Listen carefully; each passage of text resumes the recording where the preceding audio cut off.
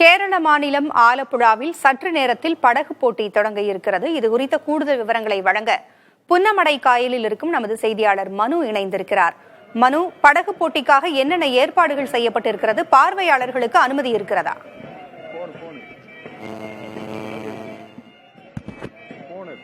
அதாவது இன்று காலை 11 மணி அளவில் இந்த நெஹ்ரு கோப்பை வள்ளங்களினுடைய சிறு படகுகளுக்கான போட்டி என்பது 11 மணி அளவில் துவங்கியது. இந்த போட்டியானது இன்று மதியம் 2 மணி அளவில் கேரளா முதலமைச்சர் கொடியசைத்து இந்த படகு போட்டியினுடைய முக்கிய போட்டியான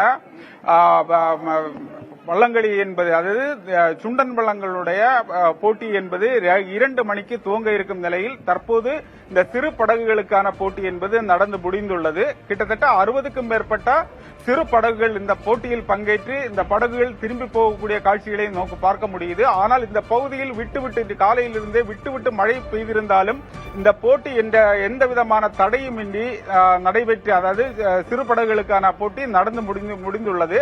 ஆனால் இந்த பகுதியில் இருக்கக்கூடிய மக்கள் இந்த போட்டியை அந்த அஷ்டமுடி காயலுடைய கரையோரம் நின்று ரசிக்கக்கூடியது வழக்கம். இந்த மழை காரணமாக பெரும்பாலான மக்கள் அந்த போட்டியை இந்த காயலுடைய கரையில் நின்று பார்த்து ரசிக்க முடியாமல் பல்வேறு கட்டிடங்களுடைய மேல் பகுதியிலும் குடியிருப்புகளுடைய உள்பகுதியிலும் இருந்து பார்த்து ரசிக்க வேண்டிய ஒரு சூழ்நிலை தான் நமக்கு காண முடியுது.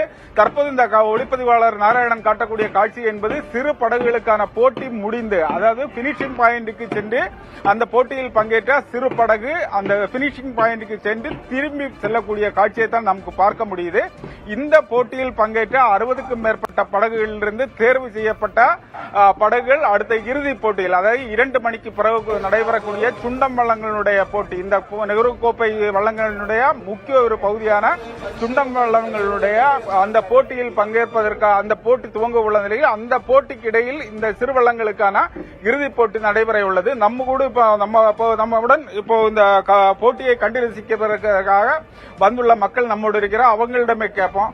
சார், இந்த மழை, இந்த போட்டியை நீங்க கண்டு ரசிச்சிருந்தீங்க, திடீர்னு மழை வந்திருக்கு, இது எப்படி இருக்குது?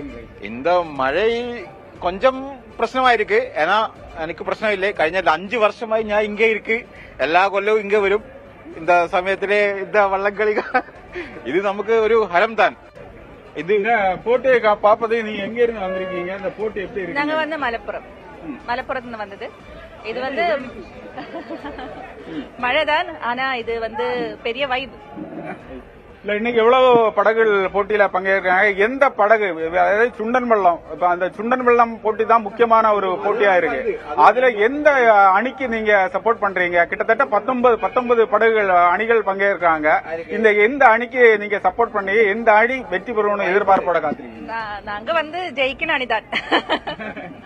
ஆனாலும் போன முறை வெற்றி பெற்ற அணிகள் இருக்கு. இந்த வெற்றி பெற்று தானே செய்திருக்கு. அப்போ அதனால எல்லாருக்கும் சப்போர்ட் தான். ஆனாலும் ஒரு அணின்னு குறிப்பிட்டு இருக்கும்ல உங்களுக்கு? பாய்ப்பாடு அணிதானே போன தடவை வெற்றி பெற்றது? பாய்ப்பாடு அணிதானே வெற்றி பெற்றது? அதாவது இந்த போட்டியில் பங்கேற்கக்கூடிய ஒவ்வொரு அணிக்கும் ரசிகர்கள் என்பது இந்த பகுதியில் வந்து இந்த போட்டியை கண்டு வரும் நிலையில் இன்று மதியம் 2 மணிக்கு கேரள முதல்வர் பினராயி விஜயன் தொலைவில் இருக்கக்கூடிய, அதாவது இந்த ஸ்டார்டிங் பாயிண்ட்ல 1 கிலோமீட்டர் தொலைவில் இருக்கக்கூடிய இறுதி, அதாவது இந்த லாஸ்ட் இந்த போட்டி படகுகள் சென்று போட்டியை முடிக்கக்கூடிய பகுதியில் வைத்துதான் இந்த வெற்றியாளர்களை தேர்வு செய்யக்கூடிய ஒரு சூழ்நிலை உள்ளது. அதாவது 5 மணிக்கு இந்த போட்டியில் யார் வெற்றி பெறுகிறார்கள், இந்த பகுதியில் பல ஆயிரம் மக்கள் காத்திருக்கக்கூடிய இந்த போட்டியினுடைய எந்த படகு வெற்றி பெறுகிறது என்ற ஒரு எதிர்பார்ப்புடன் தான் இந்த பகுதியில் அதாவது பார்வையாளர்கள் இருந்து வந்திருந்தாலும் இந்த போட்டியில் மழை பெய்திருந்தாலும் எந்த விதமான ஒரு தடையுமின்றி இந்த போட்டி தொடர்ந்து நடைபெற்று வருகிறது. இந்த பகுதியில் காவல்துறை, சுகாதாரத்துறை, மருத்துவத்துறை என பல்வேறு துறை அதிகாரிகள் பாதுகாப்பு பணியிலும் இந்த போட்டியில் பங்கேற்கக்கூடிய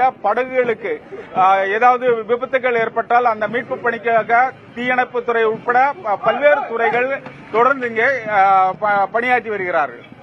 தகவல்களை வழங்கியமைக்கு நன்றி மனு.